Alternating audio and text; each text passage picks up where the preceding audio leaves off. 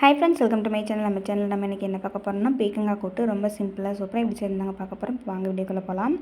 குக்கரில் கடலைப்பருப்பு வந்து ஒரு சின்ன டம்ளரில் ஒரு டம்ளர் இருக்குது. கடலைப்பருப்பு நல்லா தண்ணிலாம் கழுவிட்டு நல்லா எடுத்து வச்சுருக்கேங்க. பீக்கங்காய் நல்லா மேல் தோலெலாம் நல்லா இந்த மாதிரி சீவிட்டு சின்ன சின்ன பீஸாக கட் பண்ணி எடுத்துக்கலாம்.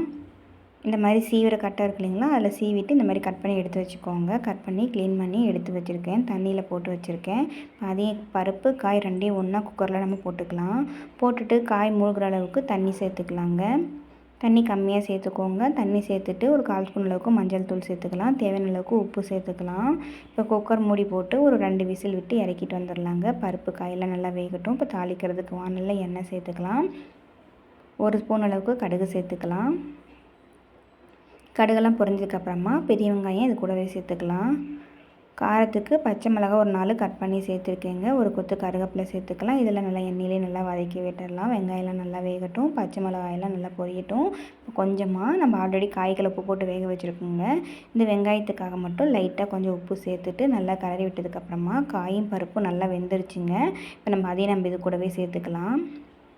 யாருக்கெல்லாம் இப்போ கடலைப்பருப்பு போட்டு பீக்கங்காய் செஞ்சு சாப்பிட்றது ரொம்ப பிடிக்கும்னு மறக்காமல் நம்ம கமெண்ட்டில் சொல்லுங்கள்.